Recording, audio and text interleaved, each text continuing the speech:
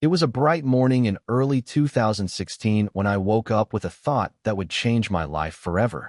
I had just turned 29, was working at a mid-level marketing job for a small tech company, and honestly, I had no idea what I was doing with my life.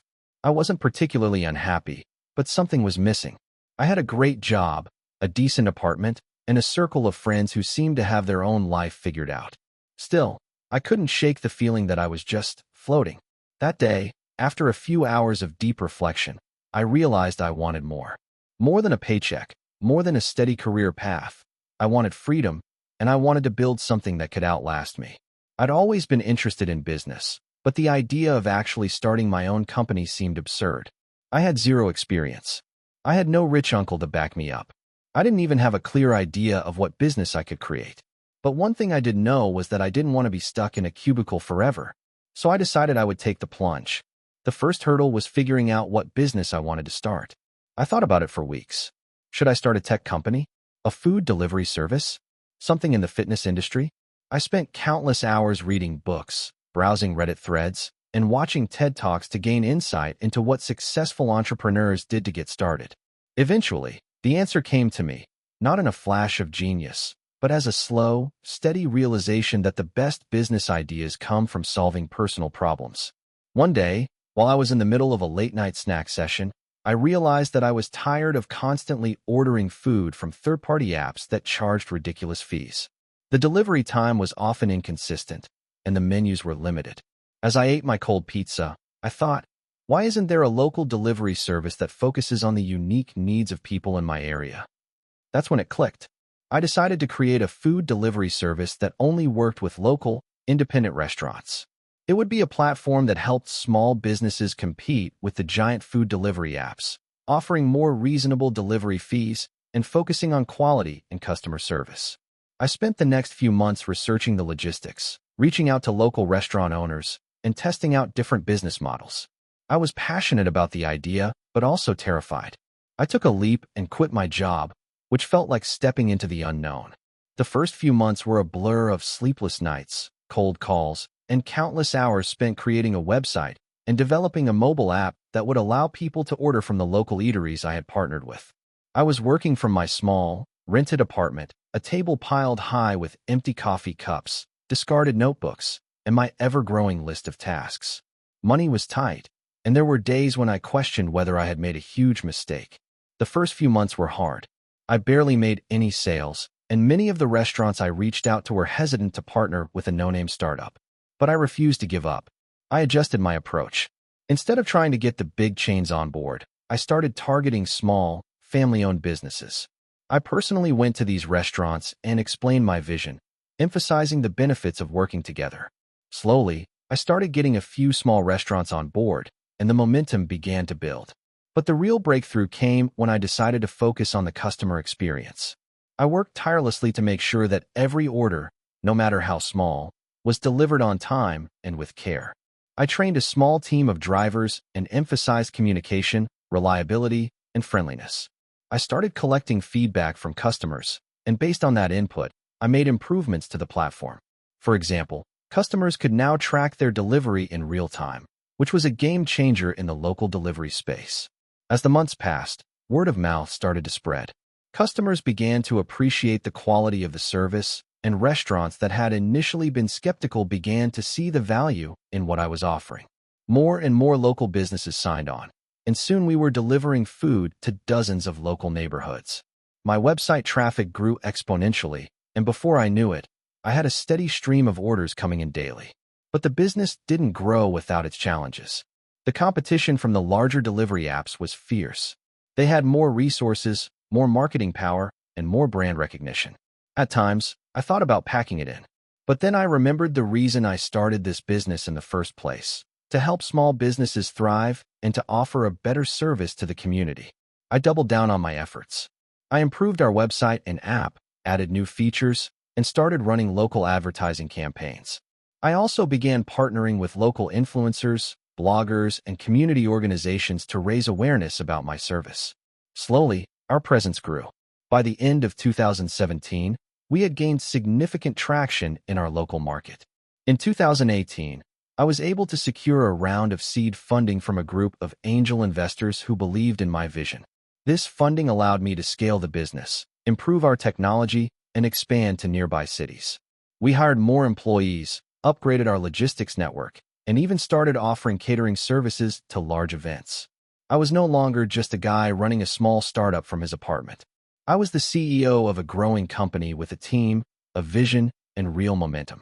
Fast forward to 2020, and my company had grown to the point where we were able to expand into multiple states. We were delivering food from over 1,000 independent restaurants, and the company had become a household name in many of the cities we served. My platform had gained a reputation for its reliable service and commitment to supporting local businesses. Looking back, it's hard to believe how far we've come. From the days when I was sitting in my apartment, working on the business idea at 2 a.m., to now, running a company with hundreds of employees and millions of customers. It's been a wild ride. But through it all, the most important lesson I've learned is that success doesn't come overnight. It takes hard work, perseverance, and a willingness to embrace failure and learn from it. There were so many moments when I thought I had reached my limit, when the stress of running a business almost crushed me. But I pushed through because I truly believed in the vision I had for helping small businesses succeed in a world dominated by the big players. So, here I am, for years after I made the decision to take that leap. I don't know what the future holds, but I'm proud of what I've built. The journey has been anything but easy, but it's been worth every single struggle, every sleepless night, and every penny I've invested.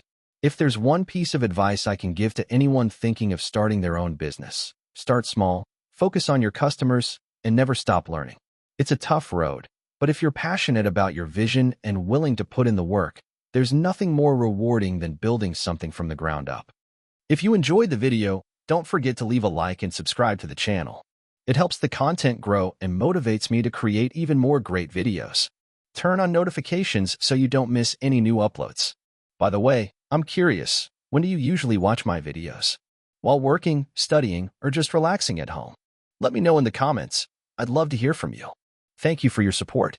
This is the story of how I went from living in my parents' basement to building a $1 million startup. It's a wild ride, full of mistakes, risky moves, and lessons learned the hard way. It all started when I was in college.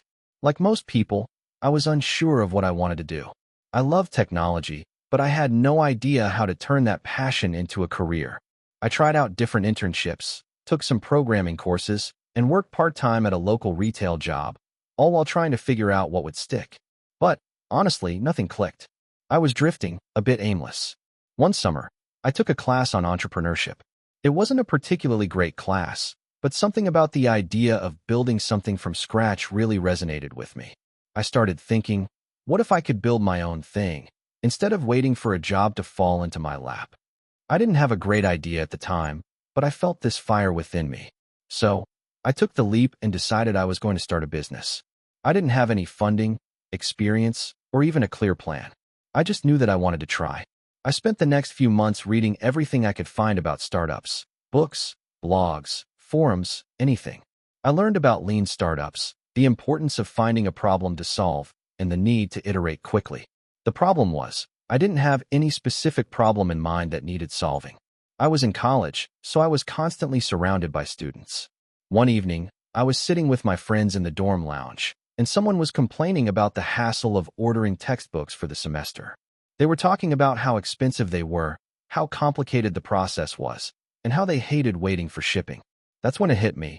Why not create an app that helps students buy and sell textbooks directly from each other? No middleman, just a simple peer-to-peer marketplace. It seemed like a good idea. The more I thought about it, the more excited I got. I started sketching out how the app would look. I envisioned something simple. Students could list their textbooks for sale, search for books they needed, and even negotiate prices. I knew I wasn't the first person to think of this. There were already textbook rental services and online stores. But none of them had the simplicity and directness I was imagining.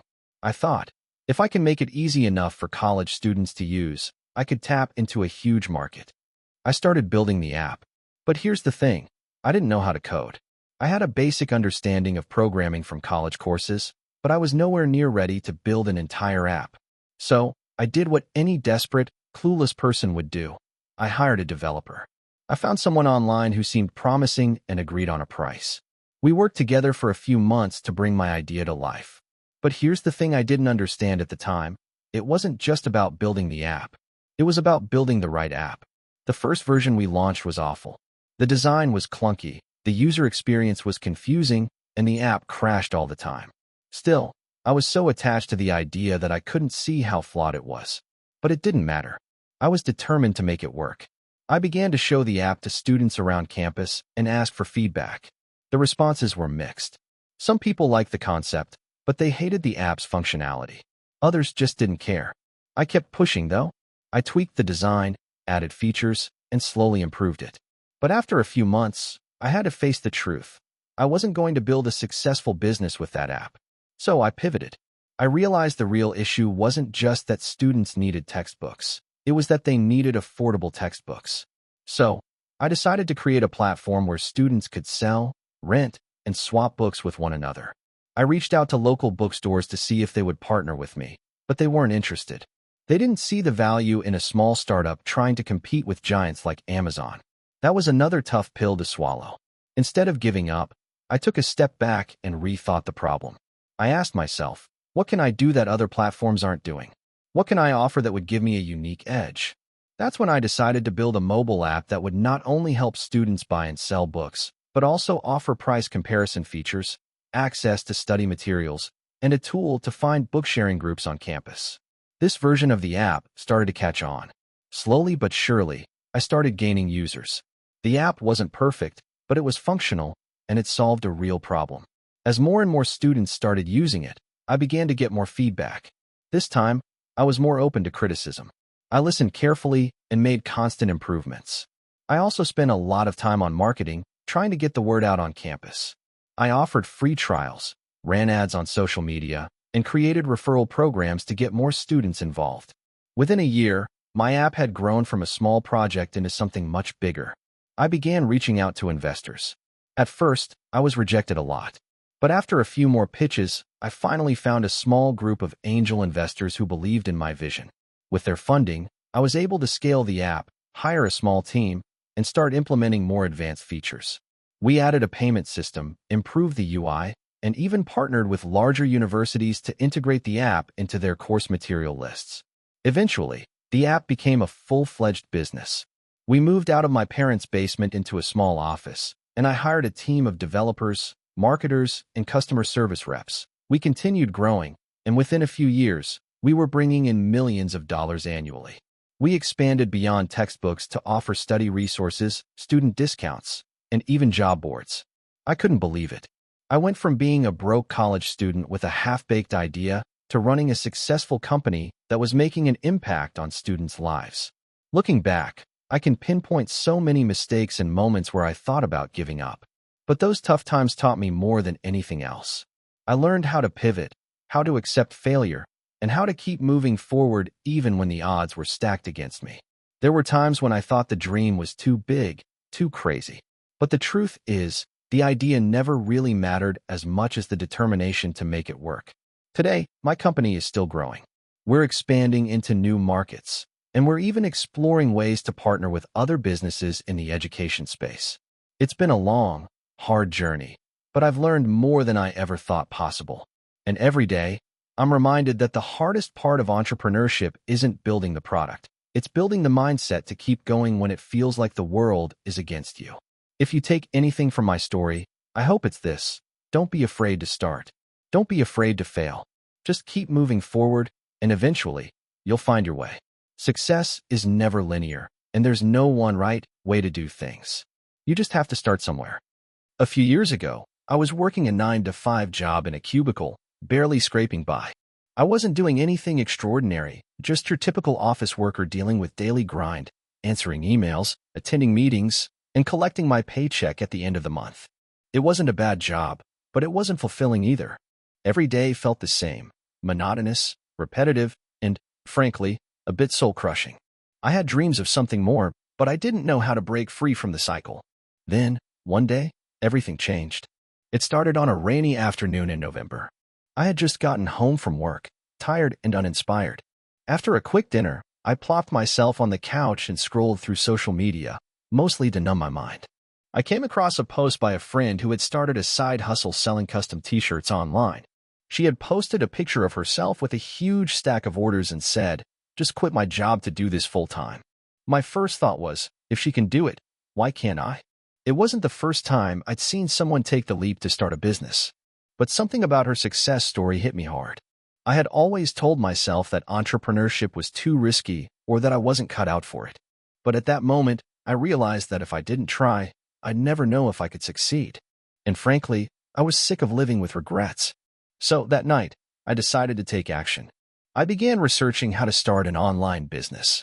My mind raced with possibilities, selling products, creating a service, maybe something in tech or fashion. But after hours of reading articles and watching videos, I realized I didn't have the skills to build a tech startup, and I didn't have the capital to start a fashion line. I needed something simple, something I could start with little investment and scale over time. I remembered something my friend had done, custom t-shirts. The idea seemed simple, but it had a lot of potential. People always wanted unique, personalized clothing, and with the rise of print-on-demand services, the barrier to entry was low. I didn't need to buy a bunch of inventory up front, and I wouldn't have to worry about the logistics of shipping. This was the perfect opportunity. The next day, I woke up with a plan. I spent hours researching the best print-on-demand platforms and design tools. I scoured YouTube for tutorials on how to create appealing designs. I was still working full-time, so I started working on my business during evenings and weekends. It was exhausting. Some nights, I'd work until 2 or 3 a.m. to finish a design or set up my store. But I was determined. The first few weeks were rough. I created my online store, uploaded a few designs, and launched my business with a bit of fanfare. I shared the store link with friends, posted it on social media, and hoped for the best. But when the sales didn't come flooding in, I felt discouraged. I had put in so much effort, and yet nothing seemed to work. I couldn't help but wonder if this was just another failed idea. Was I just chasing a pipe dream? Then, one day, I got an order. It wasn't much, just one shirt, but it was a start. I couldn't believe it. I was officially in business. I made sure to deliver excellent service, personally sending a thank you note with each shirt. I also made sure to get feedback from every customer. Slowly but surely, I began to improve my designs and marketing strategies. I started running ads on social media and offering promotions to attract more customers. The orders began to trickle in. The turning point came when I stumbled upon a niche, dog lovers. I had always been an animal person, and I realized there was a huge community of people who loved their dogs more than anything. I started designing shirts with funny dog-related quotes and images. Suddenly, sales exploded. People loved the designs, and they began sharing them with their friends. The dog lover community on Instagram was a goldmine for marketing. With this newfound success, I decided to take a risk. I quit my job. I didn't have enough saved up to fully support myself for months, but I felt confident that I could make it work. I had built a small, yet loyal, customer base, and my sales were steadily increasing. I dedicated myself full-time to my business, spending every day designing new products, optimizing my website, and figuring out how to scale. I knew that if I didn't give it my all, I would always regret it.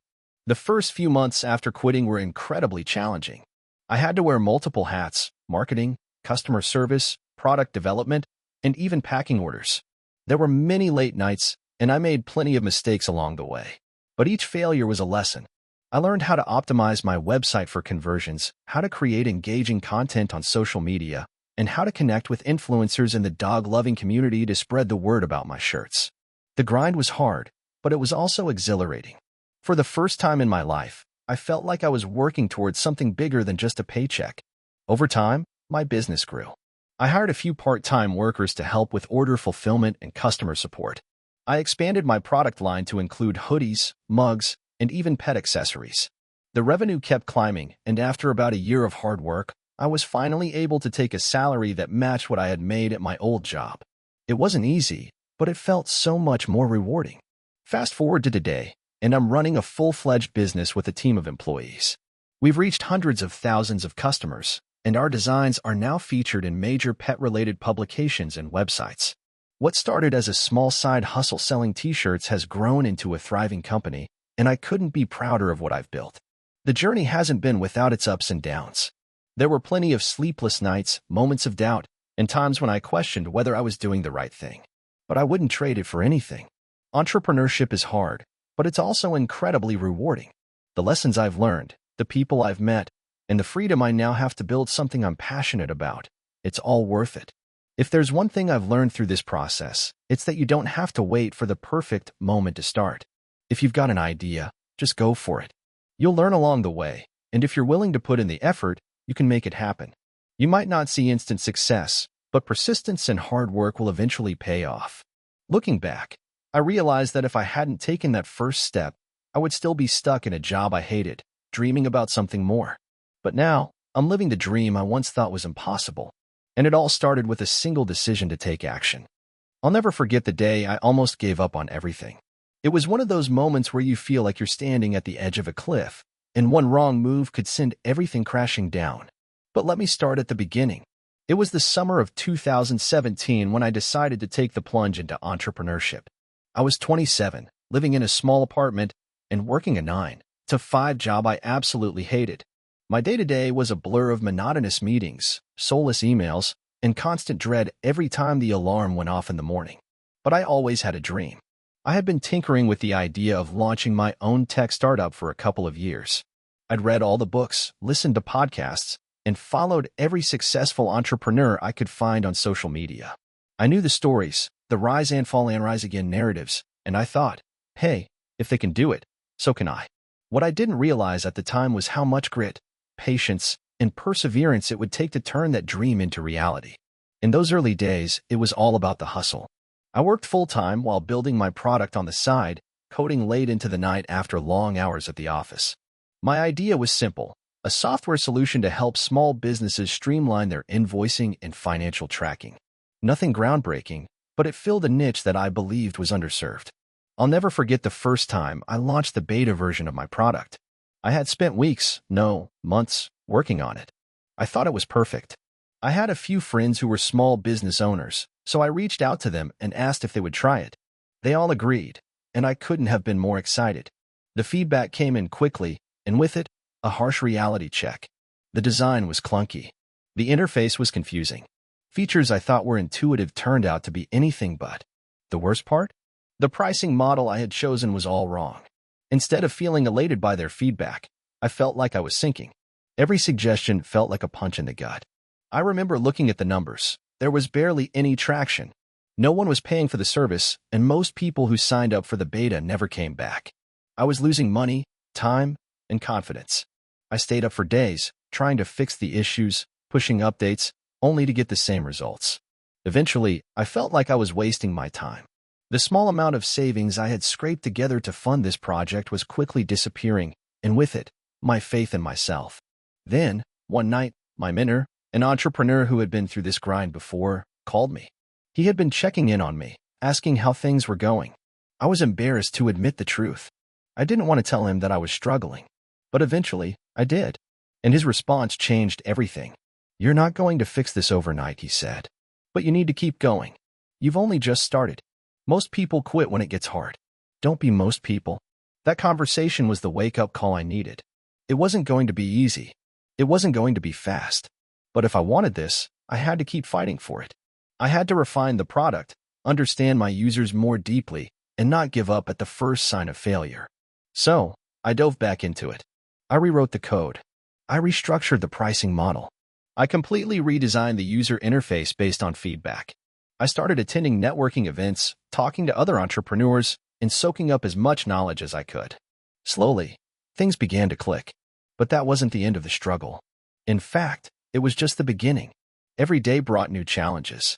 Sometimes it felt like for every step forward, I took 2 steps back. In the first year, I launched 3 different versions of the product. Each time, I thought this was the one that would take off. Each time, I was wrong. Then came the breakthrough.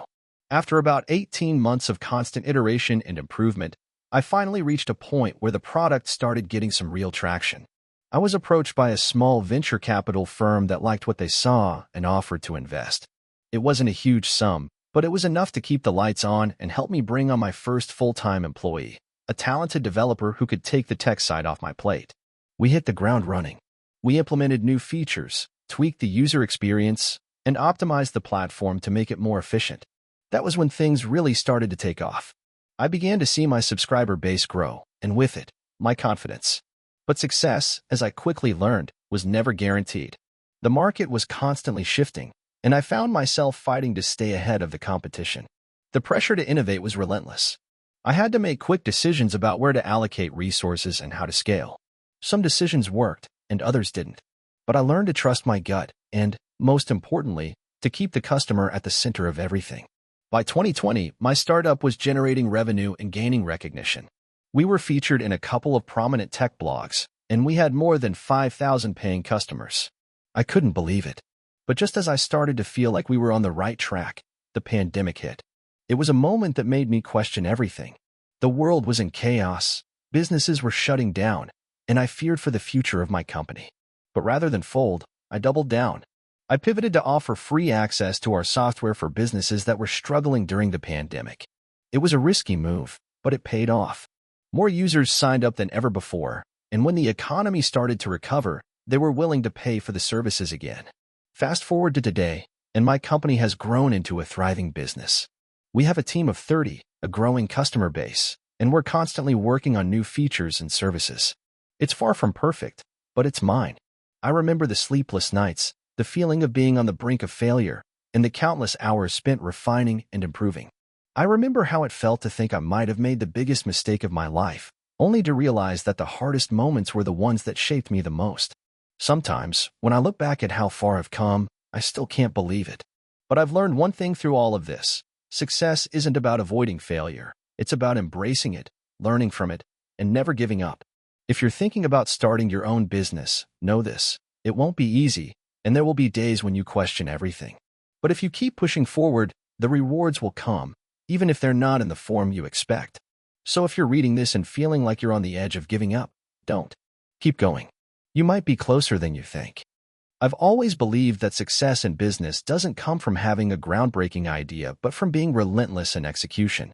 My journey into entrepreneurship started in a way most people would call an accident, but in hindsight, it was the perfect series of events that led me to where I am today. I was 24, living in a small apartment in San Francisco, working a job I hated. I had a degree in marketing, but I was stuck in a role as a junior account manager at a digital agency. I had always dreamed of starting my own company, but I thought it was something for people with more money, connections, or a degree in business. I had none of those things. I was living paycheck to paycheck, often working late into the night just to meet deadlines. One evening, after a particularly exhausting day, I was scrolling through social media and saw an ad for a course on how to build an online business. It wasn't one of those flashy, get-rich-quick schemes. It was more like a no-nonsense guide for creating an actual sustainable business. I was intrigued but skeptical. I had seen countless stories of people trying to start something and failing miserably, so I almost dismissed it. But for some reason, I decided to click on the link. The course was reasonably priced, and I thought, what's the worst that could happen? That decision would change my life forever. The course was all about creating and selling digital products. The idea was simple. You create something once, like an ebook, online course, or design template, and sell it to people who need it. This appealed to me because I didn't have the capital to start a physical business. I also liked the idea of being able to work from anywhere, on my own schedule. So I dove in headfirst. The first thing I learned was how important it was to identify a niche. I had no idea where to start, so I spent weeks researching potential markets. One night, I had a conversation with a friend who was a graphic designer. She mentioned how difficult it was to find high-quality, customizable templates for her clients. Most of the options out there were either too generic or overly complicated. It clicked. I could create simple, elegant design templates that small business owners or freelancers could use and customize easily. I started small, creating a few templates for social media posts, business cards, and resumes. I spent nights and weekends working on them, learning the ins and outs of design software and product creation. I built a website to host my products, but I had no idea how to drive traffic to it. My marketing skills were basic at best, and I knew that I had to find a way to get people to notice me. The next few months were a mix of trial and error. I tried social media ads that failed miserably, posted on every design forum I could find, and even reached out to influencers in the design space, offering them free products in exchange for reviews. Slowly but surely, I started to see some traction. I got a few sales here and there, which was encouraging, but I wasn't yet making enough money to quit my job. It was then that I realized the importance of building a community. Instead of just selling products, I needed to offer value first. I started a free Facebook group where I shared design tips, templates, and advice on how to create professional-looking graphics without hiring a designer. The group grew steadily, and soon I had hundreds of people engaging with my content. I knew that if I could help these people, I could turn them into loyal customers. I also focused on SEO, search engine optimization, which I had neglected in the beginning. I learned how to optimize my product descriptions and blog posts to rank higher on Google. Within a few months, organic traffic to my website began to increase significantly. In the early days, I made every mistake in the book. I priced my products too low, I didn't have a clear brand identity, and I struggled with customer service. But every time something went wrong, I took it as a lesson. I started improving the quality of my products, raising my prices, and outsourcing tasks that I wasn't skilled at, like customer support and social media management. Slowly, my revenue began to grow. At around the 1-year mark, I was finally able to quit my job. It was a surreal moment. I'd always dreamed of working for myself, but the idea of taking the leap was terrifying. The stability of a paycheck was hard to let go of, but I knew that if I didn't take the risk, I would never know what I was capable of. From there, things only got better. I expanded my product offerings to include more niche templates, as well as resources like ebooks and online courses for aspiring designers. I built a small team to help with content creation and customer service.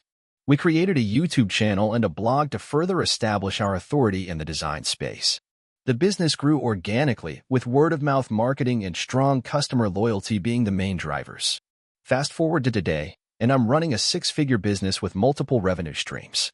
I've got a team of 12 people who help with everything from design to marketing to customer support.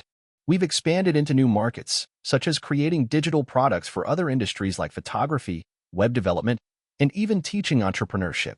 I've learned so much along the way, but perhaps the most important lesson I've learned is that success doesn't happen overnight.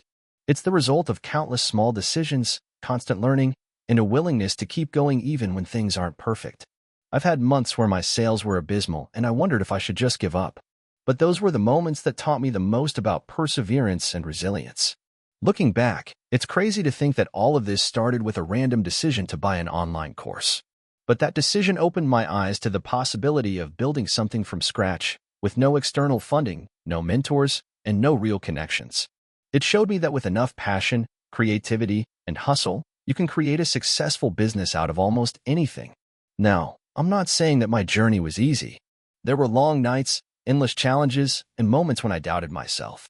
But the truth is, if I hadn't taken that first step, I wouldn't be where I am today. And to anyone out there thinking about starting their own business, I'd say this: start. Don't wait for the perfect time. Don't wait for the perfect idea. Just take the first step and keep moving forward.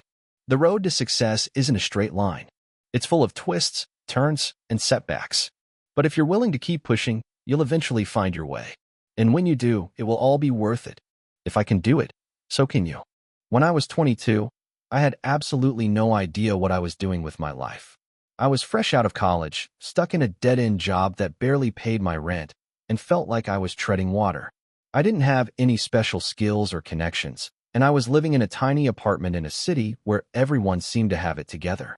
But deep down, I always had this nagging feeling that I was meant for more, that I was meant to do something bigger than just surviving. Little did I know, that feeling would be the spark that ignited my journey to entrepreneurship. It all started on a lazy Saturday afternoon. I was scrolling through Instagram, feeling the usual envy as I watched people living their perfect lives. But then I came across a post by a small, seemingly random brand that had just launched a product, a simple but innovative phone accessory. It had only been a few months since they started, and they were already getting orders from all over the world. They were small, they were scrappy, and yet they were making waves. I couldn't shake the thought. If they could do it, why couldn't I? The idea gnawed at me for days. I had no real experience in business, but what I did have was a passion for tech and gadgets. So, I started researching. I dove headfirst into learning about e-commerce, dropshipping, and marketing. I watched hours of YouTube tutorials and read countless blog posts. The more I learned, the more I realized how much I didn't know. But instead of feeling overwhelmed, it motivated me. The process itself seemed like an adventure, and I was hungry for a challenge. After weeks of research, I decided to take the plunge. I had saved up just enough money to invest in a small inventory of phone accessories and create a basic online store. I had no idea how I was going to market it, or even if anyone would buy anything, but I was determined to make it work.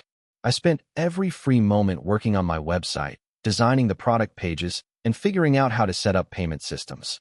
The first product launch came and went with little fanfare. I made a few sales, but nothing earth-shattering. I remember feeling defeated at first. I had put so much energy into this, and it felt like no one was even noticing. But then something unexpected happened. I got a message from a customer who had bought one of my accessories. They loved it. They wanted to share it on social media. I had never even considered the power of word-of-mouth marketing, but in that moment, I realized it could be a game changer. I immediately encouraged every customer to share their purchases on Instagram, Twitter, and Facebook, offering a discount on future orders in exchange for posts. Slowly but surely, people started talking about my products. They tagged me in their posts, and my small online store began to gain traction. I didn't have the budget for traditional advertising, but I had something better: social proof. It wasn't much, but it was a start. As sales began to trickle in, I took every penny I made and reinvested it into the business. I bought more inventory, improved the website, and started experimenting with Facebook and Instagram ads. I was still working my day job at this point, but every moment I wasn't at the office was spent growing the business. I barely had time to eat or sleep. It was exhausting, but I loved it. 6 months in, I made my first breakthrough. A well-known tech blogger reviewed one of my products, and it went viral. Suddenly, I was getting hundreds of orders a day. I couldn't believe it. The adrenaline rush was unreal. But with success came new challenges. My small apartment wasn't equipped to handle the influx of orders, and I was drowning in inventory. I had to figure out how to scale the operation. I took a hard look at my options. I could either keep going as I was and risk burning out, or I could take a leap of faith and quit my day job. I had never been so scared in my life, but I knew that if I didn't take the risk now, I might never get another chance. So, I handed in my resignation and threw myself into the business full-time. I hired a small team to help with customer service, packing, and shipping. We moved into a warehouse and streamlined our processes. I learned how to manage inventory, negotiate with suppliers, and optimize my website for conversions. It was a constant learning process, and every day felt like a new challenge. There were times when I thought about giving up, when the stress felt overwhelming and the future seemed uncertain. But every time I considered quitting, I reminded myself why I started in the first place, to prove to myself that I could do it. As the months went on, the business continued to grow. We expanded our product line, introduced new marketing strategies, and began partnering with influencers in the tech space. But the real turning point came when we launched a subscription service, a monthly box of curated phone accessories. The idea came from listening to our customers, who were asking for more personalized options. The subscription model not only created a steady stream of revenue, but also helped us build a community of loyal customers. By the time I turned 30, my business had grown into a multi-million-dollar company. Looking back, I can hardly believe how far I've come. There were so many moments when I felt like giving up, when I doubted my abilities, and when I wondered if I was just wasting my time. But now, I realized that those struggles were all part of the journey. I learned more from my failures than my successes, and each mistake brought me one step closer to where I am today. I've often been asked what the secret to my success is. The truth is, there's no magic formula. It's about persistence, learning from your mistakes, and always pushing forward, even when things seem impossible. But the most important lesson I've learned is this: you don't have to have everything figured out to start. You just have to start. The rest will follow. Now, I mentor young entrepreneurs who are in the same position I was, scared, unsure, and unsure of where to begin. And I tell them the same thing I tell myself every day: don't be afraid to take the leap. The hardest part isn't starting, it's keeping going. But once you do, there's no telling how far you can go. So, if you're reading this and you're feeling stuck, remember this: you have everything you need to start right now. Don't wait for the perfect moment or the perfect plan. The best time to start is today. Take that first step, and the rest will follow. I always had a strange relationship with success. Growing up, I wasn't the most gifted kid, nor was I the most driven. I just coasted through school, did enough to get by, and never really thought much about the future. But something clicked when I hit 23. I had a pretty standard 9-to-5 job at a marketing agency, but I couldn't shake the feeling that I was meant for more. One day, during lunch at work, I saw my colleague, Mike, talking animatedly about a side hustle he had started, selling vintage sneakers online. At first, I didn't think much of it. But as he went on, I realized this wasn't just a hobby for him. He was making serious money. We're talking about 6 figures in his first year. I was floored. Mike wasn't a genius. He wasn't even particularly tech-savvy. He just saw a market, recognized an opportunity, and took a risk. That's when it hit me. If Mike could do it, why couldn't I? I spent the next few months obsessing over everything I could about side hustles, passive income, and online businesses. I devoured books, podcasts, and YouTube videos. I remember lying in bed every night with my phone in hand, scrolling through success stories of ordinary people who turned their lives around with simple ideas. But despite all this research, I had no idea where to begin. I had no skills that could immediately turn into a money-making venture. I didn't have a particular passion for anything specific, and I wasn't sure how to find something that would truly excite me.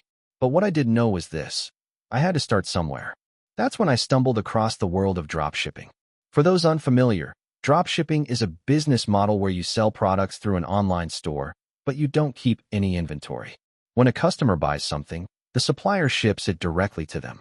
You make a profit on the difference between the sale price and the wholesale price. At first, I was skeptical. I had heard horror stories about people losing money or struggling to make any sales at all. But after watching several success stories of ordinary people who built million-dollar businesses using dropshipping, I couldn't ignore the possibility. I took the plunge. My first product was some obscure phone accessory that I found on AliExpress. It was inexpensive and had decent reviews. I spent a few $100s building a website on Shopify, designing a simple logo, and running some basic Facebook ads. The first few weeks were discouraging. I remember checking my store every day, only to find that no one had bought anything. The hours of work seemed to be in vain, and I was getting frustrated. Then, one day, I checked my account and saw it, a sale. It wasn't a big sale, but it was a sale. Someone, somewhere, had bought something from my store. I felt a rush of excitement. I was doing it. For the first time in my life, I had created something from scratch that someone actually wanted to buy. But as quickly as the excitement came, doubt crept in. The sale was a fluke, right? The next day, I checked again, and there it was, another sale. Then another, and another. I couldn't believe it. It wasn't a lot of money, but it was real. It was proof that the system worked. I knew I had to scale it, but I had no idea how. I spent countless hours studying everything I could about marketing, customer retention, and optimizing my store. I started testing different products, adjusting my ads, and experimenting with different approaches. Slowly but surely, I began to see more consistent results. Fast forward a few months, and I had turned my side hustle into a full-fledged business. I was working on it every spare moment I had outside of my day job. The money wasn't life-changing yet, but it was enough to make me feel like I was on the right track. I had reached a point where my dropshipping business was earning enough that I felt comfortable quitting my job and going full-time. Quitting my job was terrifying. I was leaving behind the security of a steady paycheck, health benefits, and the comfort of knowing where my next meal was coming from. But the freedom I felt from working on my own terms, making my own decisions, and seeing my efforts pay off was worth the risk. The first year after I went full-time was a whirlwind. There were days when I felt on top of the world, and other days when I doubted everything I was doing. Some products flopped, some marketing strategies failed miserably, and there were times when I wanted to throw in the towel. But through it all, I kept pushing forward. Eventually, I found my groove. I learned how to scale my business, streamline my operations, and build a brand that resonated with my customers. I expanded into new product categories, hired a small team, and even launched my own line of branded products. Things were looking up. But just as things were going well, disaster struck. One of my suppliers, a key partner for several of my most popular products, suddenly raised their prices without warning. This caused a massive blow to my profit margins. At the same time, Facebook changed its ad algorithm, which meant that my advertising costs went through the roof. Overnight, I saw my profits shrink, and I knew I had to make some tough decisions. I could have cut corners, slashed prices, or relied on discounts to attract customers. But I wasn't willing to sacrifice the quality of my brand. I decided to go back to the drawing board, reassess my suppliers, and experiment with new marketing channels. It took time, but I managed to get back on track. It wasn't easy, but it was worth it. The entire experience taught me that entrepreneurship isn't about avoiding failure. It's about how you respond to it. Today, my business is thriving. It's still not perfect, and I still face challenges, but I'm more confident than ever. I'm no longer just a guy with a side hustle. I'm a full-time entrepreneur. I've built something that I'm proud of, and most importantly, I've learned that success isn't a destination, it's a journey. Looking back, I realized that my success wasn't about having a brilliant idea or being the smartest person in the room. It was about perseverance, learning from mistakes, and being willing to take risks. But most importantly, it was about taking that first step, just like Mike did with his sneakers. You don't need to have everything figured out to get started. You just need to start. I always thought being an entrepreneur was about having a groundbreaking idea that would make you rich overnight. The kind of stories you hear on Reddit, where someone drops out of school, starts a business, and becomes a millionaire by 25. I wanted that. I was tired of working dead-end jobs that drained my soul. But my path wasn't nearly as glamorous as those stories. It was filled with failure, sacrifice, and lessons learned the hard way. It all started when I was 28. I was working at a tech company, doing customer support. It wasn't the worst job in the world, but it wasn't fulfilling either. The monotony of answering the same questions day in and day out made me question my life choices. I had an idea. What if I could create something that would make people's lives easier? Something that could make me money and finally give me the freedom I craved. I had always been into fitness, so I thought, why not start a fitness app? There were thousands of fitness apps out there, but I believed there was a gap in the market. Most apps were either too focused on workouts or diet plans, but they didn't really offer a holistic approach. I wanted to create something that integrated both, while also offering personalized fitness coaching. I remember the first time I pitched the idea to my best friend, John. He was a software developer, and I thought he'd be the perfect person to help me build it. Why would anyone use your app when there are so many out there already? He asked. His question stung, but it was valid. I had no experience in app development, marketing, or running a business. But I was determined. Because mine will be better, I said, more to convince myself than him. John agreed to help, but he made it clear he couldn't work on it full-time. So, I decided to take the leap and quit my job. I had saved enough money to get by for 6 months, and I was willing to put everything I had into this app. In hindsight, it was probably the riskiest decision I've ever made. The first few months were brutal. I spent most of my time learning how to code, working with John on the app's design, and reaching out to potential users for feedback. But no one seemed interested. I was posting on forums, sending cold emails, and trying to get attention on social media, but it felt like I was shouting into the void. Every night, I'd go to bed feeling defeated, wondering if I had made a huge mistake. Then, 6 months in, I finally got a break. A popular fitness influencer agreed to give my app a try after seeing my cold outreach. She posted a review of it on her Instagram, and suddenly, we were getting downloads. It wasn't a viral success, but it was enough to get us some traction. People were actually using the app. The feedback was positive, but there was still so much to do. At this point, I had burned through most of my savings.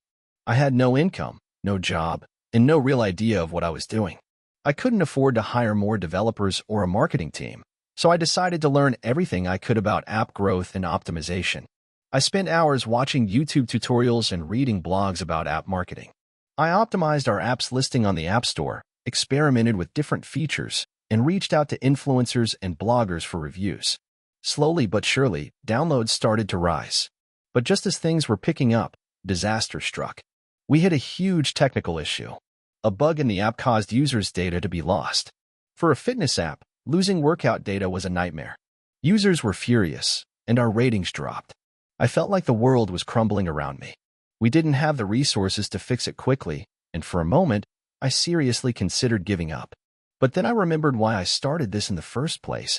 I wanted to create something that would help people. I reached out to every user who had been affected and personally apologized.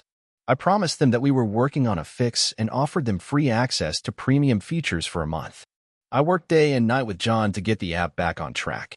It took longer than I expected, but eventually the issue was resolved. The user base started coming back, and some even praised our transparency and commitment to fixing the problem. It was a huge lesson. When things go wrong, own up to it, and fix it as best as you can. A year passed, and while our app wasn't a huge success yet, it was steadily growing. We had a small but loyal user base, and I started to think about monetization. The app had a free version, but we needed a premium model to sustain the business. I decided to introduce a subscription model, offering exclusive features like personalized coaching and advanced workout plans. I was terrified it would turn users away, but it didn't. In fact, the premium version became one of our biggest revenue streams. Then came another challenge: competition. Several major fitness apps introduced similar features to what we were offering. I knew we had to differentiate ourselves somehow. We couldn't compete with their marketing budgets or massive user bases, but we could focus on the personal touch. We began offering one-on-one virtual coaching sessions with certified trainers. It wasn't scalable, but it was unique and added real value to our users. We also created a community within the app where users could connect with each other, share their progress, and motivate one another. Slowly but surely, we built a community that was as much about connection as it was about fitness. By year 2, I was finally able to hire a small team.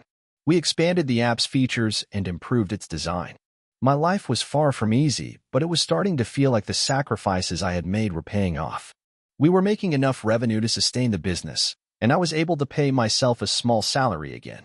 It wasn't glamorous, but it was progress. Today, my fitness app isn't a household name, but it's thriving. We have thousands of paying users, and the app continues to grow. I've learned more than I ever imagined about business, marketing, and perseverance. The road wasn't easy, and there were plenty of moments when I wanted to quit, but I didn't. I kept pushing forward, even when things seemed impossible. And looking back, I'm proud of what we've built. So, for anyone out there dreaming of being an entrepreneur, let me say this: it's not easy. The road will be full of challenges and setbacks, but if you're willing to put in the work, learn from your mistakes, and keep going when it feels like everything is falling apart, you might just get there. It's a long and difficult journey, but the rewards are worth it. Hey, friends, if you enjoy this content, don't forget to like the video and share your thoughts in the comments. We really want to know what you like and what can be improved. What do you think of the video? Are there any topics you'd like to see in future videos? Your feedback really helps us get better. Thanks for being with us.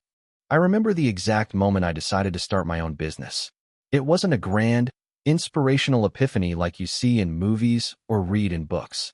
No, it was a simple, quiet realization that I was tired of being someone else's employee. Tired of the endless grind. Tired of answering to someone else's whims. Tired of knowing that no matter how hard I worked, I would always be limited by the boundaries of my role. I had been working at a mid-sized marketing firm for nearly 3 years. It wasn't a bad job by any means. The pay was decent, the benefits were good, and I had a pretty comfortable office with a view of the city. But there was always a part of me that knew I could do more, be more. I was always coming up with ideas at work, pitching them to my boss, who would sometimes nod in agreement, but ultimately, nothing would change. My ideas were always passed over for the tried-and-true methods that had worked in the past. One day, after yet another one of my proposals was shot down, I found myself sitting at my desk, staring out the window. I watched people walking down the street, each of them on their own path, living their own lives.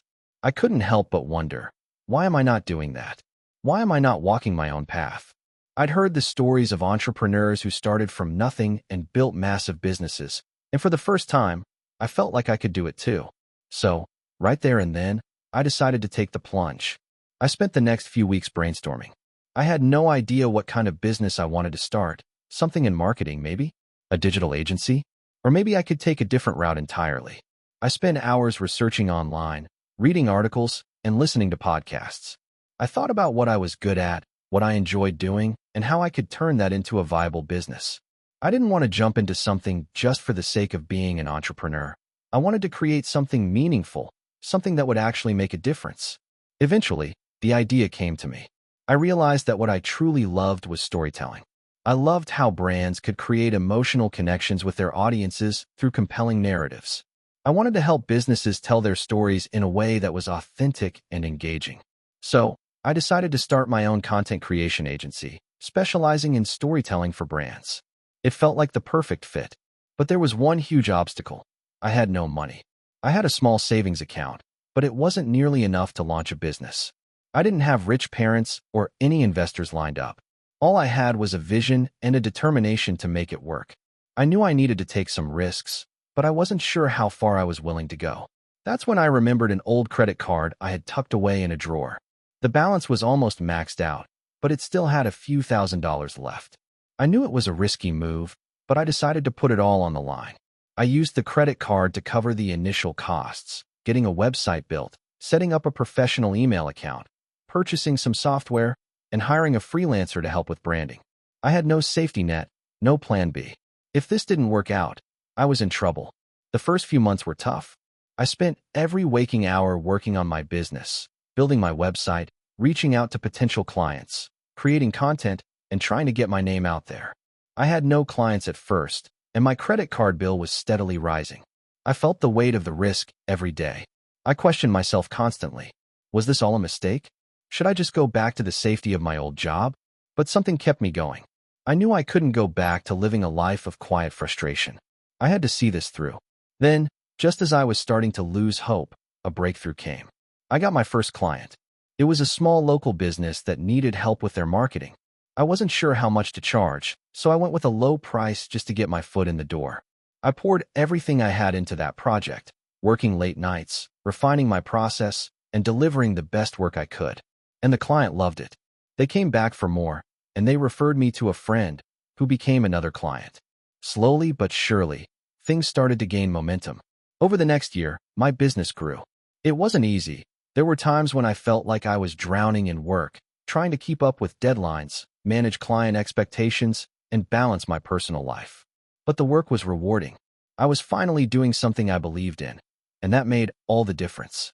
As I gained more clients, I was able to hire a small team to help with content creation, and eventually, I brought on a few employees to handle the administrative side of things. I focused on the creative direction and continued to refine my business model. By the time I hit the 2-year mark, my agency was profitable. I had built a client base that I was proud of, and I was starting to see the fruits of my labor. But just when I thought things were starting to settle, the business world threw me a curveball.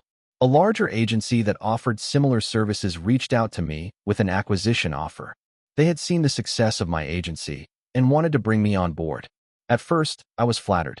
It was an exciting opportunity, and it seemed like a dream come true. But as I thought about it more, I realized that I had worked too hard to get where I was. This business was mine, and I wasn't ready to give it up just yet. I politely declined the offer and decided to keep pushing forward on my own terms. Today, my agency is thriving. We've expanded our services and have clients from all over the world. I've learned so much in the process, from managing a team to handling finances and scaling a business. It hasn't been easy, but it's been worth every struggle. I'm proud of what I've built and excited for the future. And looking back, I realized that the quiet frustration I felt in that office all those years ago was the catalyst for something much bigger. It pushed me to take a risk, to create something that was truly mine. Starting a business isn't glamorous. It's messy, unpredictable, and often feels like you're barely hanging on. But if you can push through the doubt, the setbacks, and the hard days, it's also one of the most rewarding things you can do. The road to entrepreneurship is rarely a straight line, but for me, it's been the ride of a lifetime. I was 24 when I first started my business, though, looking back, I had no clue what I was doing. I'd graduated with a degree in marketing and had been hustling odd jobs, from freelancing to working in retail, just trying to make ends meet. The dream had always been to start something of my own, but honestly, I thought it was one of those maybe someday type things. It all started in my cramped apartment in a city that never slept, New York. The place was tiny, and the rent was outrageous. My desk barely fit between the bed and the window, and I'd often work long hours just to avoid the noise of the street. The only thing I could really afford to splurge on at that point was a subscription to a few business blogs and an online course about e-commerce. I didn't know what kind of business I wanted to start, but I had a gut feeling that the internet was where everything was headed. I remember the night when it all clicked. It was a Wednesday evening, and I was sitting in front of my laptop, scrolling through Instagram like any other bored millennial. I came across an ad for a pair of custom-made sneakers that were selling out fast. The price was steep, and the design was pretty basic, but people were eating it up. That's when I had the aha moment. People were willing to pay big bucks for things that were unique, and they were willing to buy them online, directly from brands. The idea of custom-made products, especially in the fashion niche, sounded promising. I dove into research the very next day. I learned about dropshipping, custom products, and everything in between. I spent hours watching YouTube tutorials and reading blog posts. At first, I was terrified. I didn't have any money to invest, and the thought of failing was overwhelming.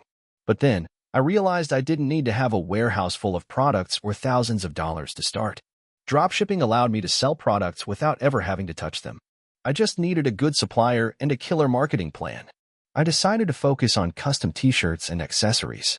My niche was going to be simple but effective, motivational quotes and designs for entrepreneurs and dreamers, people who were hungry for success but maybe didn't have the means to go all in yet. It wasn't a groundbreaking idea, but it felt personal to me. I knew there were others like me, struggling to make sense of their own dreams while working on the grind. The first few weeks were a blur of late nights, frustration, and excitement. I set up a Shopify store with a basic theme, threw in a few designs, and launched a Facebook ad campaign. I'll never forget the moment I saw my first sale.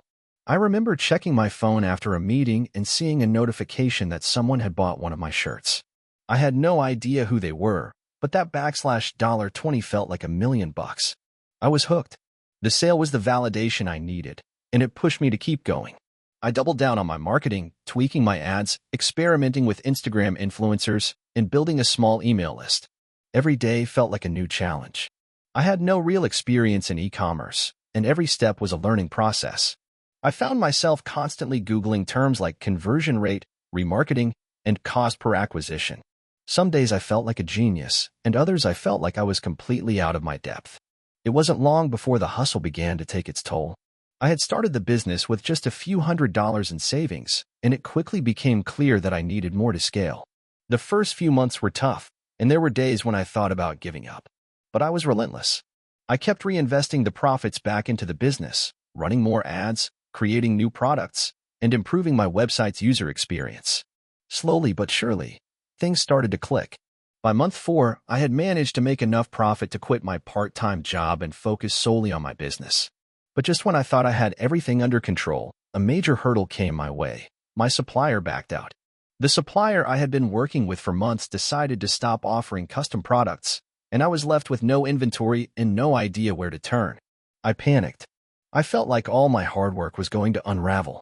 But instead of crumbling, I got creative. I reached out to other suppliers, negotiated deals, and eventually found a better partner who could not only meet my needs but also offer better quality products at a lower cost. The lesson? Never get too comfortable. In business, things change fast, and you have to adapt. Around month 6, I had my first $10,000 month. It was surreal. I couldn't believe that a year ago, I was just another kid with a dream and a tiny apartment. Now, I was running a business that was paying my bills, supporting my lifestyle, and helping me build something meaningful. I reinvested everything into expanding the business, hiring my first employee, and automating as much as I could. The growth was exhilarating, but it wasn't without its challenges. Cash flow was always a tightrope walk. Every month, I had to juggle between reinvesting in ads and product inventory. There were periods when I couldn't afford to pay myself, but I always made sure to pay my team. At one point, I was so burnt out that I started doubting myself. I was overwhelmed by the constant pressure to perform, scale, and compete in a saturated market. The fear of failure crept in every single day. But the thing about entrepreneurship is that it's a game of persistence. The key isn't about being the smartest or the most innovative. It's about being the most consistent. I kept pushing through the tough times, adjusting my strategy, and learning from my mistakes. And slowly, the momentum started to build. Sales started to grow steadily. I found new marketing channels that worked well, like TikTok, where I could build an organic following by sharing my journey. By the end of year 1, my business had surpassed $100,000 in revenue. It was mind-blowing. I could finally breathe a little easier, but I never let my guard down. The work didn't stop. I continued to optimize the business, experiment with new product lines, and push myself to learn more. Now, 2 years later, my business has hit its stride. We've grown into a team of 12, and I'm no longer the guy working in a tiny apartment, struggling to make ends meet. But there are still moments where I wonder if I'm doing enough, if I'm making the right decisions. That's the thing about entrepreneurship. It's a never-ending journey of growth and self-doubt. But I've learned that the struggle is part of the process. If there's one thing I would tell anyone starting their own business, it's this. You have to be willing to risk it all and keep going, even when it feels like you're getting nowhere. Success isn't a straight line. It's a messy, zigzagging path. But if you keep putting one foot in front of the other, eventually you'll get to a place that feels like success. And even then, you'll still have to keep moving forward. That's the real secret to entrepreneurship. I still remember the night I made my first sale. It wasn't just a transaction. It was proof that I was capable of turning an idea into reality. And if I can do it, so can you. Just keep going. I grew up in a small town where the biggest hustle was flipping bikes and cutting lawns for extra cash. I was the kind of kid who would look at a broken-down lawnmower and think, how can I make money off this? I didn't know it at the time, but I was already thinking like an entrepreneur. My first business was a lemonade stand. Classic, right? But what I didn't know was that the experience of learning to market my product would be my introduction to the world of business. Flash forward to my high school years. While my friends were gearing up for prom and college applications, I was designing logos for local businesses, editing websites for a few bucks, and diving deep into the world of digital marketing. I wasn't a genius by any stretch, but I had something my peers didn't, an unshakable curiosity. The kind that makes you ask, what else is possible? And how can I make this better? When I turned 19, I got my first real taste of entrepreneurship. I'd saved up enough money from my freelance gigs to start a small digital marketing agency. At first, I couldn't even afford an office. My office was a tiny desk in my bedroom, surrounded by old pizza boxes, empty coffee cups, and endless stacks of business cards that I'd printed at home. I wasn't making a lot of money, but I had a few clients who believed in me. One of them was a local coffee shop owner who wanted to improve his social media presence. I remember my first meeting with him. He looked at me like I was crazy. I was barely old enough to buy a drink at his shop, yet I was sitting across from him, pitching strategies to grow his customer base. I told him I'd run targeted ads on Facebook and Instagram, engage with his followers, and improve his online reviews. He wasn't sure about it, but he took a leap of faith and said, "Okay, kid, let's see what you got." I worked day and night on that campaign. I designed ads, optimized his website, and created a content strategy. Within 3 months, his sales had increased by 20%, and his social media following tripled. The success of that project changed everything. The coffee shop owner became my first big advocate, and word started spreading about the work I was doing. My reputation started to grow, and with it, my client list. Things were looking up, but there was one major problem. I had no idea how to scale. At this point, I was still working from my bedroom, taking on every client myself, and burning the candle at both ends. I was terrified of the thought of bringing in employees. What if they didn't live up to my standards? What if they couldn't deliver the same results I was getting? The fear of failing and letting my clients down kept me up at night. But eventually, I realized I couldn't grow the business alone. I needed help. So, I took the plunge and hired my first employee, a talented social media manager who had a knack for content creation. Hiring her was one of the scariest decisions I've ever made. It meant trusting someone else with the business I'd built from the ground up. But it was also one of the best decisions I ever made. With her on board, I was able to take on more clients, and the business began to flourish. We brought in a graphic designer, a copywriter, and an SEO specialist. The team was small, but we were efficient. I didn't just hire people for their skills. I hired people who shared my passion for the work. Together, we were able to tackle larger projects and provide even more value to our clients. But even with the growth, there were still challenges. One of the biggest hurdles I faced was cash flow.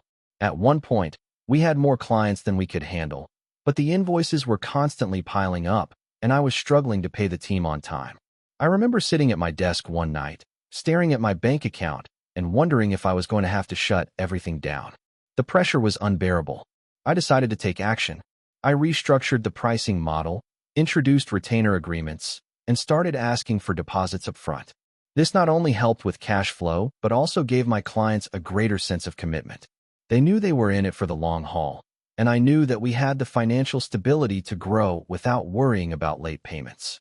It wasn't easy, and there were moments when I felt like I was drowning in debt, but it paid off. Once the cash flow situation stabilized, I shifted my focus to expanding our client base and improving the quality of our services. We started working with larger brands and more well-known companies. As our reputation grew, so did the challenges.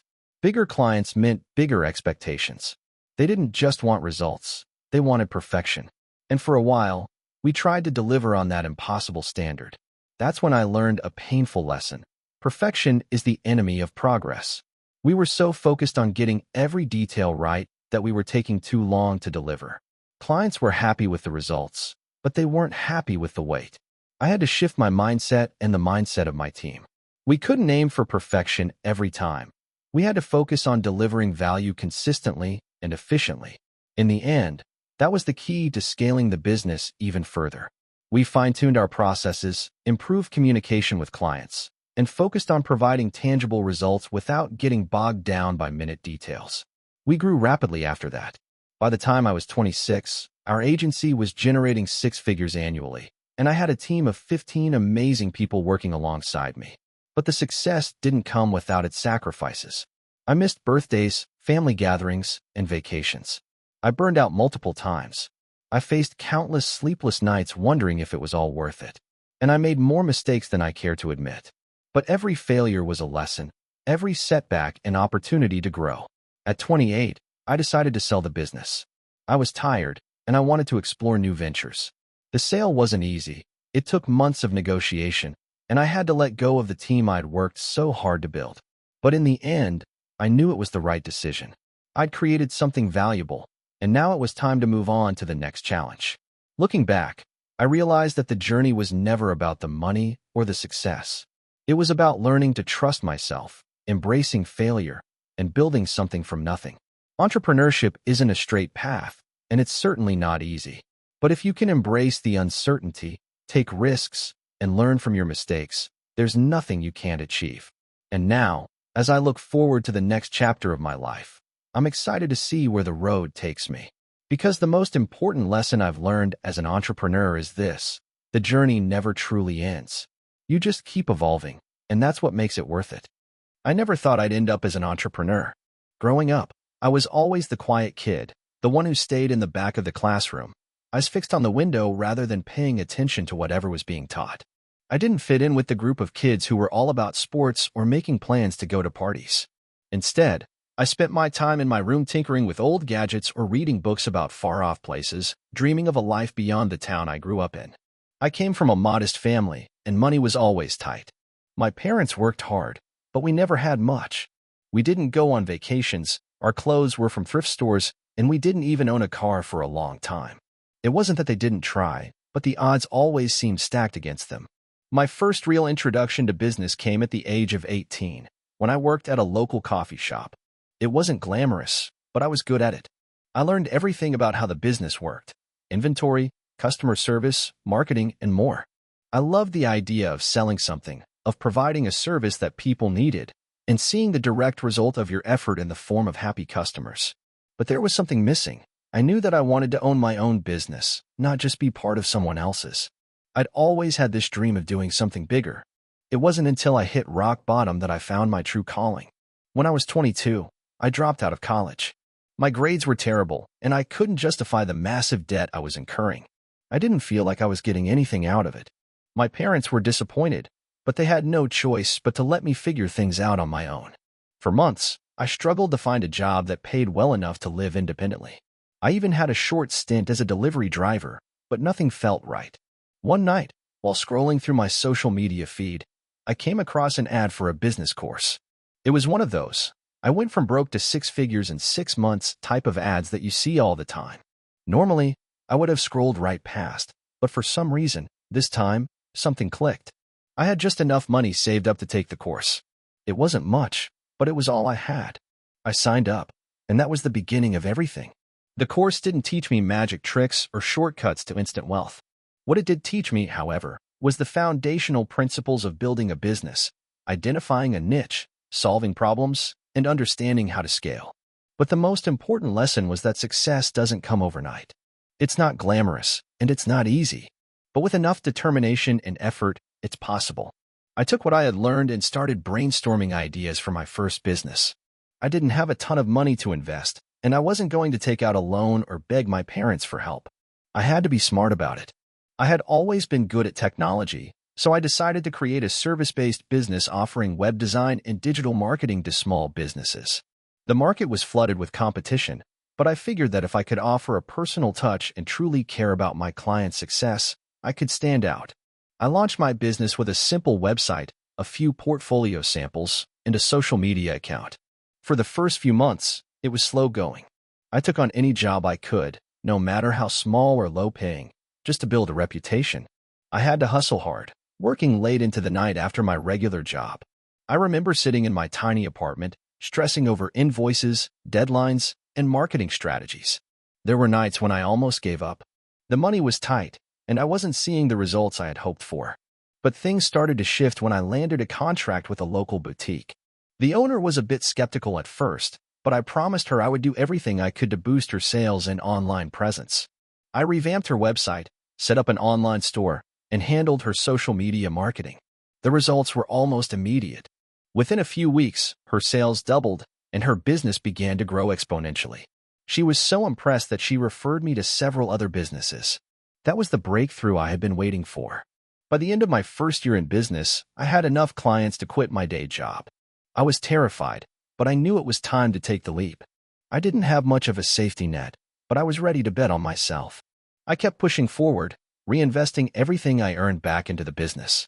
I hired a couple of freelancers to help me with the workload, and I focused on building strong relationships with my clients. However, success didn't come without its hurdles. There were plenty of obstacles along the way, and I had to make some tough decisions. One of the biggest challenges was managing cash flow. Sometimes, clients would take months to pay invoices, and I would have to juggle multiple bills at once. I learned quickly that keeping track of finances was just as important as offering a great service. There were also moments of self-doubt. I had friends who told me to give up on my business and get a real job. But each time I faced doubt, I reminded myself why I started. I wasn't in this to get rich overnight. I was in it to build something meaningful and to create a future for myself that I could be proud of. Over the next few years, I expanded my services. I began offering branding and logo design, content creation, and even business consulting. I hired a full-time team and scaled the business. I focused on delivering quality, building strong partnerships with clients, and staying ahead of industry trends. There were still hard days, but they became fewer and farther between. Eventually, I was able to buy my first office space and hire a few more people. Looking back, it's hard to believe where I started. I went from delivering pizzas to running a six-figure business. The journey was far from easy, but I learned a lot about perseverance, adaptability, and trusting the process. I still remember those sleepless nights wondering if it was all worth it. But now, I can confidently say that it was. The most valuable thing I've learned is that success isn't about luck or timing. It's about being persistent, learning from your failures, and never giving up. If I had quit at any of the roadblocks along the way, I would never have gotten to where I am today. I'm still in awe that I managed to make it this far. I now have the financial freedom I always dreamed of, but more importantly, I have the satisfaction of knowing that I created this business from the ground up. Every day, I get to do what I love and help other entrepreneurs build their dreams too. I know that my journey isn't over, it's just beginning. I don't know what the future holds, but I'm ready for whatever comes next. The best part is that I'm doing it on my own terms. I never thought I'd be where I am today. To most people, I'm just another entrepreneur in a sea of founders trying to make it big. But for me, my story is a testament to the unpredictability of life and the power of persistence. Let me take you back to where it all began. I grew up in a small town, the kind of place where everyone knows everyone's business. My parents were middle class, and while we weren't struggling, we certainly weren't rolling in money either. I always felt a bit different from my peers, like I didn't quite fit the mold. My parents encouraged me to focus on school, get good grades, and eventually go to college. But, to be honest, I wasn't a great student. I wasn't dumb, far from it, but I just wasn't interested in the traditional route that everyone seemed to expect. After high school, I had no clear direction. I tried community college for a semester, but I couldn't bring myself to care about the classes. The thing is, I always had this urge to build something, to create. I loved tinkering with gadgets, fixing things, and imagining how to make them better. One day, I was watching a tech talk online about the rise of e-commerce, and something clicked. I realized that the internet was this giant, untapped resource, and there was so much room for new ideas. That was my light bulb moment. At the time, I had no money to start a business. I was working a part-time job at a local coffee shop, barely making ends meet. But I didn't let that stop me. I started researching online how to start an e-commerce business with little to no upfront investment. I came across dropshipping, an e-commerce model that allowed you to sell products without ever touching the inventory. I thought, this is it. This is how I can get started. I spent months learning everything I could about the dropshipping business. I watched YouTube videos, read articles, and joined forums. I researched suppliers, built a website, and set up a store. I even learned how to run Facebook ads. Though, let's just say my first ads were a disaster. They barely got any clicks, and I lost money on every campaign. But instead of giving up, I dug deeper into the analytics, learned from my mistakes, and improved. It wasn't easy, and it took time to figure out how to run profitable ads, find winning products, and create a brand that resonated with customers. There were many nights where I sat up late, frustrated and exhausted, questioning if this was even worth it. But I kept pushing forward, determined to make it work. Then, one day, I got my first sale. It was a small victory, but to me, it felt like I had just won the lottery. The feeling of seeing someone trust me enough to buy something from my store was surreal. I celebrated with a cheap bottle of wine and called my best friend to share the news. I didn't make much profit off that first sale, but it proved to me that the model could work. Over the next few months, I refined my process. I found suppliers who could deliver products quickly, I improved my website, and I optimized my ads. Slowly but surely, the sales started coming in. I remember the first time I hit $1,000 in revenue in a single day. I couldn't believe it. I had gone from making barely enough to pay rent to building something that was actually growing. But growth came with its own set of challenges. The more orders I got, the more problems I faced with customer service, shipping delays, and product returns. I had to figure out how to scale the business without losing quality or damaging the brand I was building. I hired a couple of part-time employees to help with customer service and logistics, but managing a team was harder than I anticipated. There were mistakes, miscommunications, and growing pains. Still, I learned quickly that being a leader meant stepping up, owning my mistakes, and finding solutions instead of just pointing fingers. By the time I reached my second year of business, I was generating a steady income. I had paid off the debt I had accumulated while starting the business, and I even started saving for the future. But just as things seemed to be going well, I hit a major roadblock. Facebook changed its ad policies, and suddenly, the primary way I was driving traffic to my store became ineffective. My ads weren't getting approved, and my sales dropped significantly. I was devastated. I had built this business on the back of Facebook ads, and now, everything was falling apart. For a while, I felt like I was back at square one. But after a few sleepless nights, I decided not to throw in the towel. Instead, I started exploring other ways to drive traffic.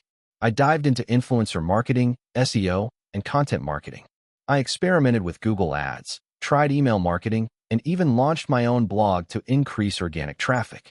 It took a while to figure out what worked, but eventually, I started seeing results again. That period of struggle taught me a valuable lesson. Running a business is not about avoiding challenges. It's about how you respond when things don't go according to plan. Over time, I became more resilient, more adaptable. I started to view obstacles as opportunities to grow and innovate rather than reasons to quit.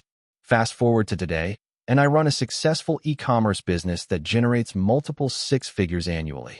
I've expanded into new product categories, hired a full-time team, and even moved into a larger office space. But beyond the numbers and the accolades, I've learned so much about myself through this journey. I've learned to trust in my ability to solve problems, to never be afraid to fail, and to always keep pushing forward no matter how hard things get. The road to success is never straight. There are ups, downs, and detours along the way. But one thing I can say for sure is that if you have the passion, the perseverance, and the willingness to learn from your mistakes, you can build something amazing. It might not happen overnight, and it certainly won't be easy, but if you keep showing up, you'll get there. My journey isn't over yet, and I'm excited to see where it takes me next.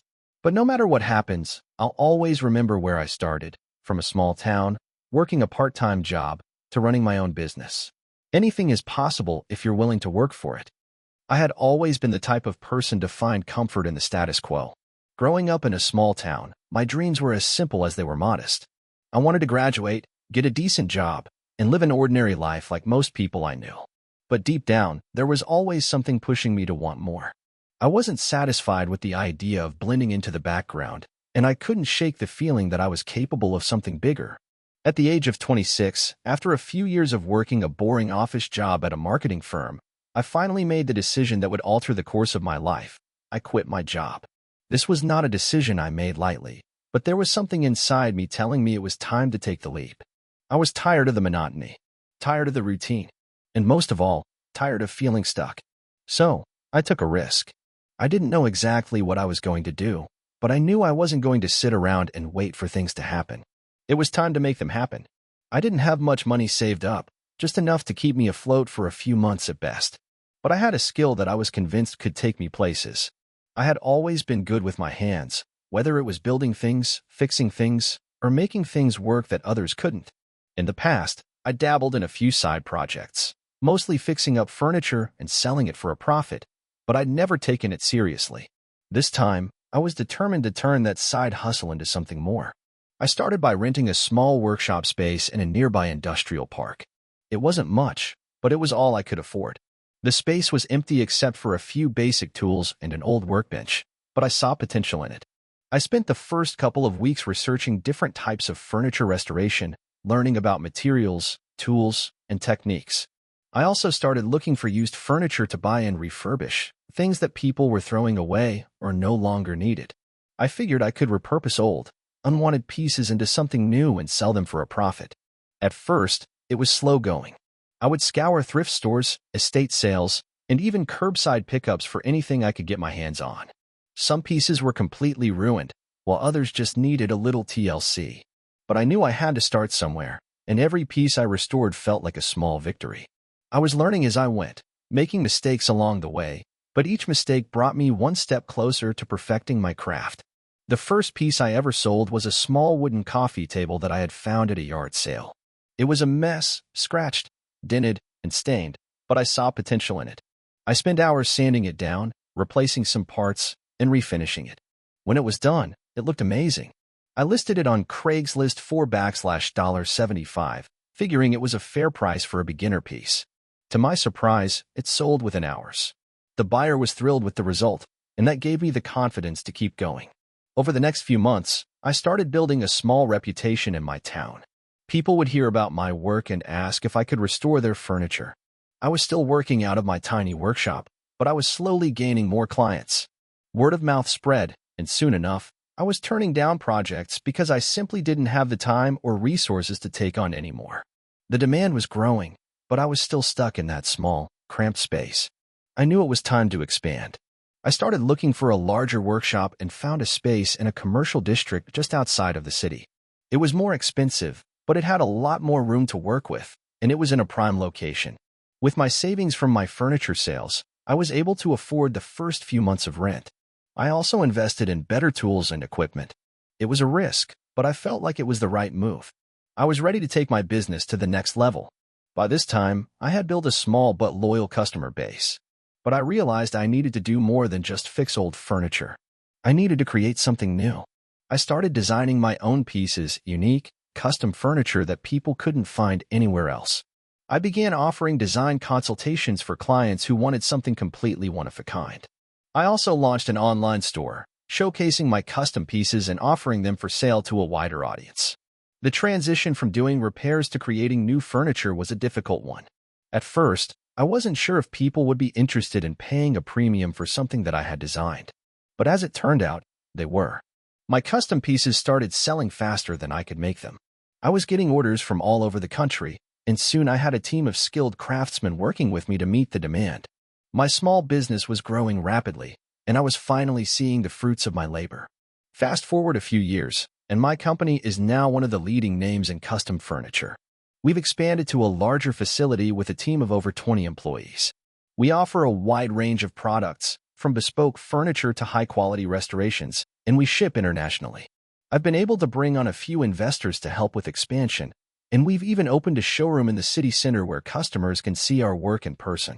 I still look back on those early days in the tiny workshop with a sense of pride. It wasn't easy, and there were times when I thought I had made a huge mistake. But every setback was an opportunity to learn, and every failure was a lesson. My journey hasn't been a straight line, but it has been incredibly rewarding. I built something from the ground up, and it's all thanks to taking that initial leap of faith when I quit my job and started following my passion. Today, I get to do what I love every day, and I'm more successful than I ever imagined I would be. It's not always glamorous, and there are still tough days, but I wouldn't trade this life for anything.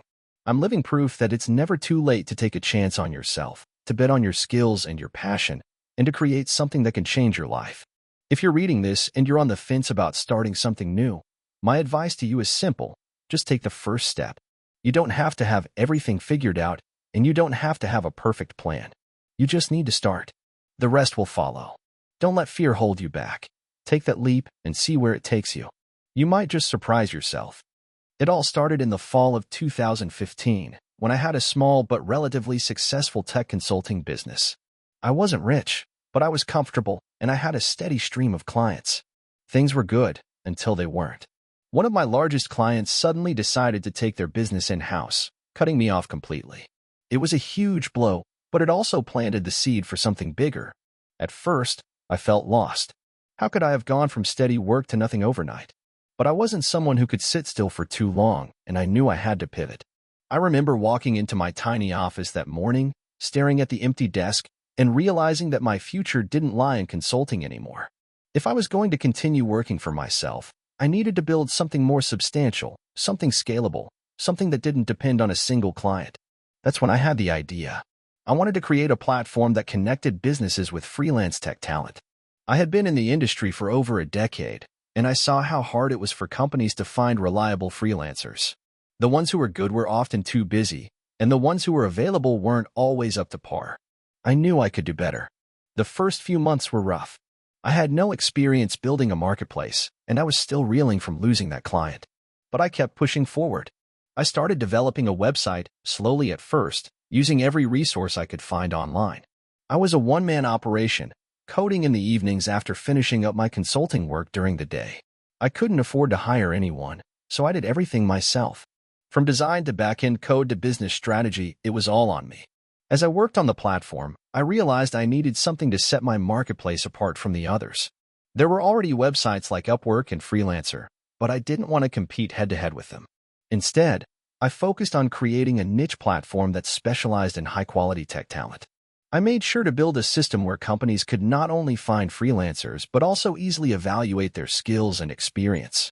I wanted to create a place where businesses could feel confident in the talent they hired. After months of blood, sweat, and coding tears, I launched the site in early 2016. I had no marketing budget, so I relied on word of mouth and my personal network to get the first few clients.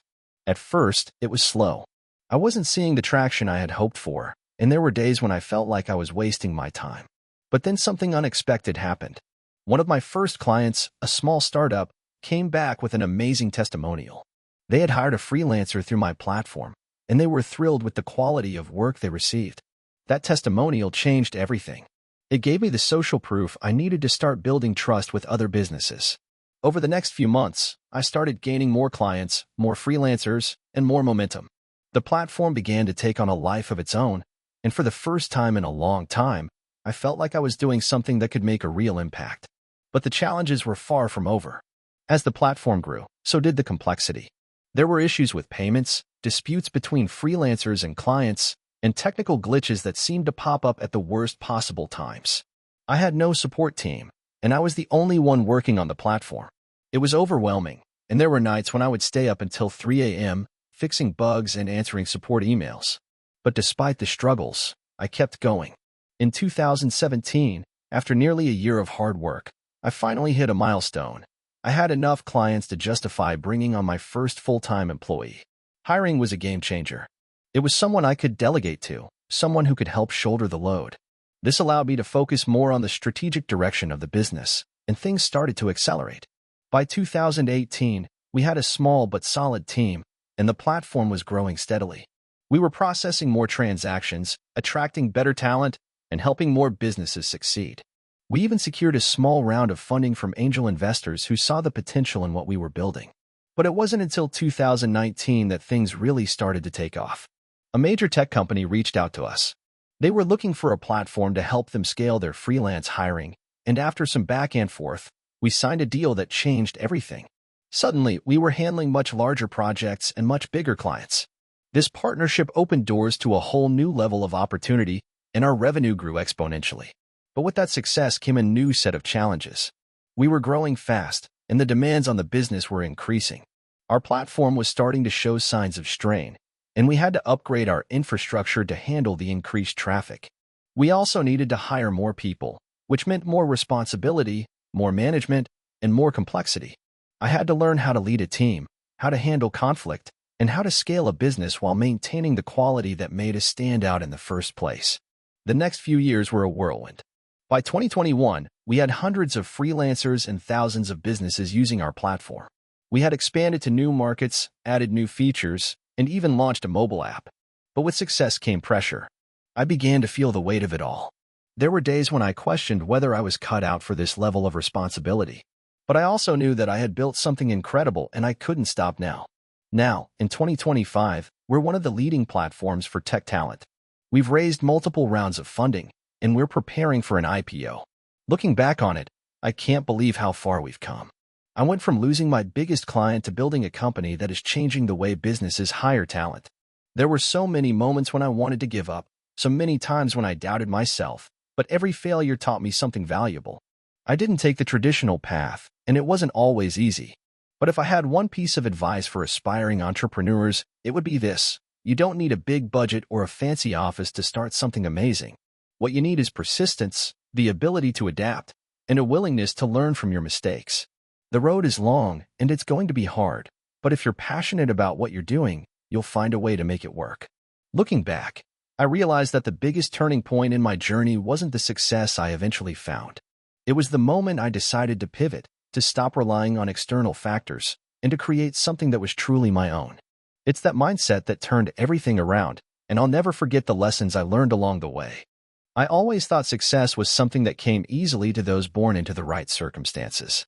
I grew up in a small town, in a family that barely scraped by.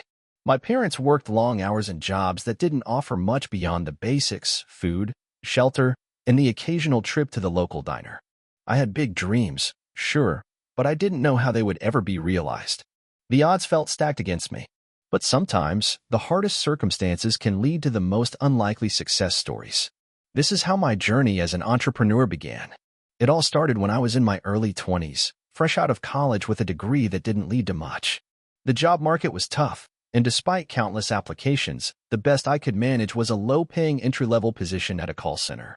It wasn't exactly what I envisioned for myself, but I figured I'd pay my dues and move up. But the thing is, I hated it. Every day felt like I was just surviving, and not truly living. One day, while sitting at my desk answering customer complaints about products I didn't even understand, I had a moment of clarity. I was sick of working for someone else's vision, making them rich while I barely got by.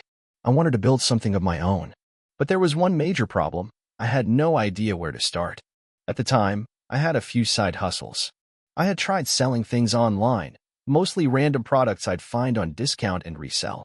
But nothing ever really took off. It wasn't until I had an experience with a simple product that changed everything. I had bought a few phone cases from a popular brand, thinking they were good quality. When they arrived, they were cheap, flimsy, and barely fit my phone. I was furious. I thought, how could this company be making so much money off these low-quality products? That moment sparked an idea. I could make better phone cases. I could create a brand that focused on quality, something that genuinely improved the user experience. I didn't have a ton of capital to start with, but I knew I had to give it a shot. I spent weeks researching everything I could about phone case manufacturing, from the types of materials to the design process. I started small. I found a local manufacturer who was willing to work with me on a small batch of cases. I put together a website, and with a bit of saved-up money, I began marketing my new product through social media. I also reached out to influencers, offering them free cases in exchange for a review. The first few months were rough. I barely sold anything, and I was running on fumes, both financially and mentally. There were days when I wondered if I had made the worst decision of my life. But then, something unexpected happened. One of the influencers I had reached out to posted a video of them unboxing the phone case, and it went viral. The video received thousands of views, and my website saw a surge in traffic. Orders started coming in. Slowly at first, but then more and more each day. I remember the first time I saw a notification for a sale pop up on my phone. I stared at it, not sure if it was real. The next day, another one came through. And another. It was like a floodgate had opened, and for the first time, I could see a future where my business could actually succeed. But as sales grew, so did the challenges.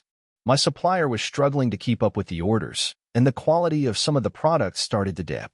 I couldn't afford to have my brand associated with poor quality products, so I made the difficult decision to cut ties with the supplier and find a new one. This caused a delay in fulfilling orders, and my customers were frustrated. I almost lost it during that period, but I refused to give up. I focused on transparency, communicating with my customers regularly about the delays and assuring them that their products were coming. I even threw in free shipping for the inconvenience. While some customers were still upset, many appreciated the honesty and stuck around. It was a valuable lesson in how important trust is in business.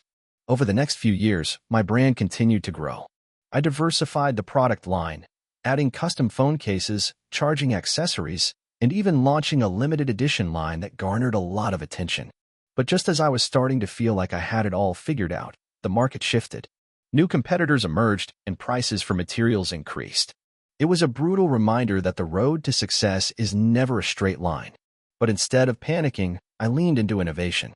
I started using the feedback from my customers to improve the products.